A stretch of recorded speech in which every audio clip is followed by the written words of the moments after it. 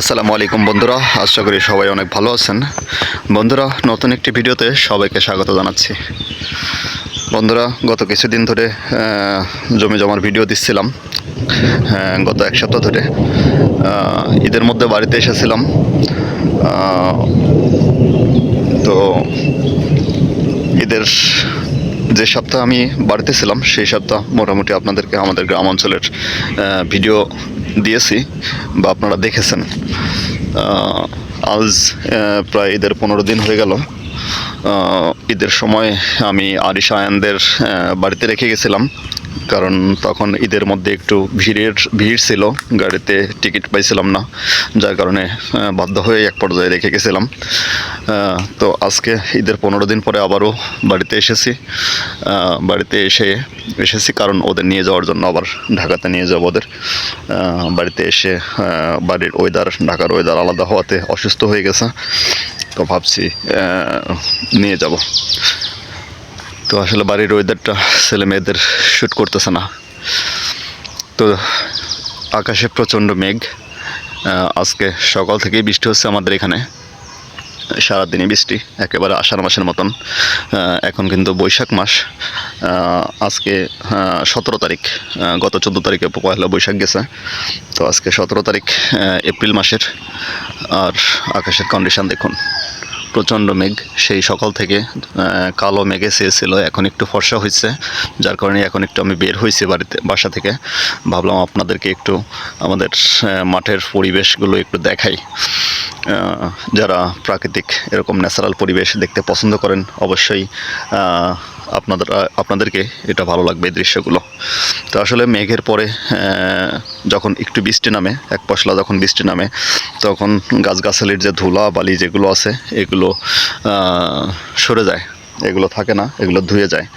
তো মেঘের পরে যখন মেঘটা একটু কেটে যায়, যখন একটু ফর্সা হয় আকাশটা, তখন কিন্তু ওয়েদারটা খুবই ভালো লাগে। এই যে দেখুন, গাছগাছালি একেবারে সতেজ হয়ে গেছে মনে হচ্ছে, একেবারে সবুজ। তো এটা হলো আমাদের বাড়ির পালান, আমাদের বাড়ির পিছন সাইড যেটা বলে। এর আগেও আমি এই জায়গায় কয়েকটা ভিডিও করেছি এবং আপনাদেরকে দেখিয়েছি। তো এই সম্পূর্ণ মাঠ ছিল হলো পেঁয়াজ ওঠানোর পরে এখন পাট বোনা হয়েছে, পাট বপন করা হয়েছে। এই যে দেখুন, ছোট ছোট পাট হয়েও গেছে, এই যে। তো যাই হোক, আল্লাহর রহমত বর্ষণ হয়েছে। সকাল থেকেই সারাদিন বৃষ্টি, মোটামুটি দেখুন জমিতে পানি বেঁধে গেছে। আর জমিতে এরকম পানিটা আসলে খুবই প্রয়োজন ছিল, খুবই দরকার ছিল। আল্লাহর রহমত আসলেই অনেক বড় একটা জিনিস। দেখুন, মাঠ পানিতে সাদা হয়ে গেছে। তবে এই পাটের জন্য এই পানি অনেকটা উপকারী।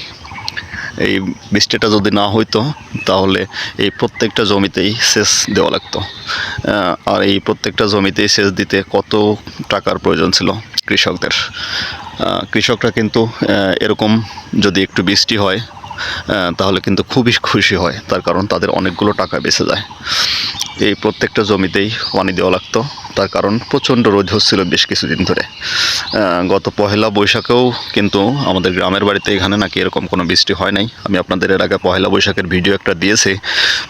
তো ওই দিনও মোটামুটি বৃষ্টি হয় নাই, সকালবেলা খুবই মেঘ ছিল, কিন্তু সারাদিনে কোনো বৃষ্টি হয় নাই। তো অনেক দিন পরেই বৃষ্টিটা নামছে, যার কারণে মাঠঘাট একেবারে সবুজ হয়ে গেছে।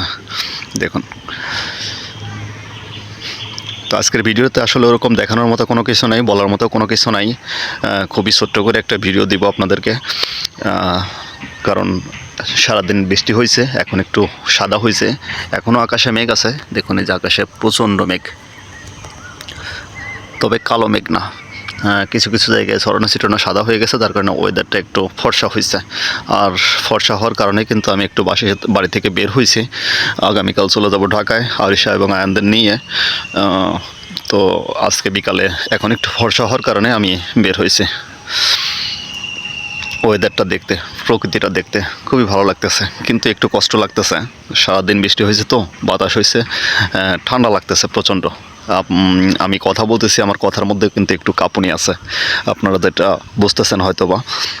ঠান্ডাতে আমি মাঠের মধ্যে এসে ভিডিও করতেছি, ঠান্ডাতে কিন্তু আমার পুরো শরীর কাঁপতেছে। তো তারপরেও ভালো লাগতেছে, সবচেয়ে বেশি বড় ভালো লাগতেছে তার কারণ এই বৃষ্টিটা হওয়ার কারণে আমাদের যে কতটা উপকার হয়েছে যেটা আসলে বলার বাহুল্য। সবই আল্লাহ তাআলার রহমত, আল্লাহ তাআলার অশেষ মেহেরবানি। তো আসলে আল্লাহ তাআলার এরকম মেহেরবানি বা এরকম রহমত না থাকলে কৃষকরা কিন্তু একেবারেই মাঠে মারা যেত, বাঁচত না। তো এরকম রহমতের কারণেই কিন্তু আমরা ফসলগুলো ভালোভাবে ফলাতে পারি। তো যে বৃষ্টিটা হয়েছে মোটামুটি আগামী 15 থেকে 20 দিনের মধ্যে আর কোনো বৃষ্টি না হলেও ইনশাল্লাহ ফসলের আর কোনো ক্ষতি হবে না, বিশেষ করে পাটের। আমাদের এখানে মূলত 3টা ফসল হয়, যেটা আমি এর আগেও আপনাদেরকে বলেছি। সেটা হলো পেঁয়াজের পরে এখন যে পাট চলতেছে এই পাট, আর এই পাট উঠে গেলে এরপরে হবে হলো ধান। তো এই 3টা ফসল মিলেই আমাদের মোটামুটি সারা বছর চলে যায় 3টা ফসলে। আর সামান্য মাঝখানে চৈত্র মাসে যেটা বসন্তকালে ওই সময় একটা কিছু কিছু ফসল থাকে, মুড়ি কাটা, পেঁয়াজ টেয়াজ, আলু টলু যেগুলো, এগুলো থাকে সামান্য কিছু। তো এভাবেই চলে যায় বছর মোটামুটি। আর এই ফসলগুলো যদি ঠিকঠাক মতো পাওয়া যায় তাহলে কৃষকের মুখে হাসি আসে বা কৃষক কিছু লাভবান হয়, কিছু টাকা পায়। আর তা না হলে সারা বছর কৃষকের খুবই দুঃখে দিন কাটে। যাই হোক, আল্লাহর অশেষ মেহেরবানি, অশেষ রহমত আজকের এই বৃষ্টিটার জন্য। আমি সবাইকে মোটামুটি সবাই খুবই লাভবান হয়েছে এই বৃষ্টিটার জন্য। তো যাই হোক, সবাই ভালো থাকবেন, সুস্থ থাকবেন। আজকের ভিডিওর ভিতরে আসলে ওরকম দেখানোর মতো কিছু নাই। আর এরকম একটা ন্যাচারাল বা প্রাকৃতিক ভিডিও আপনারা যারা দেখছেন এতক্ষণ ধরে, আপনাদের সবাইকে অসংখ্য অসংখ্য ধন্যবাদ। আমি আগামীকালই আবার ঢাকায় যাচ্ছি। আগামীকাল ঢাকায় গিয়েই আমি আপনাদেরকে আবার জমির ভিডিও দেব। তো এই ভিডিওটা মাঝখানে দিলাম, আসলে বাড়িতে আসছি, বাড়িতে যাব, ঢাকায় যাব আরিশা আয়ানদের নিয়ে বাড়ি থেকে আগামীকাল। তো বিকালে একটু বের হলাম, ভাবলাম আপনাদের সাথে একটু শেয়ার করি প্রাকৃতিক এই দৃশ্যগুলো। তো যাই হোক, সবাই আমার জন্য দোয়া করবেন, আমার পাশে থাকবেন, আমার চ্যানেলটাকে অবশ্যই সাবস্ক্রাইব করবেন, আমার ভিডিওতে একটা লাইক দিয়ে কমেন্টস করবেন। আর আপনার বন্ধুবান্ধব যারা আছেন তাদের সবার সাথে আমার ভিডিওটা শেয়ার করে দিবেন। তো সবাই সুস্থ থাকবেন, সবার জন্য মঙ্গল কামনা করছি। আল্লাহ হাফেজ।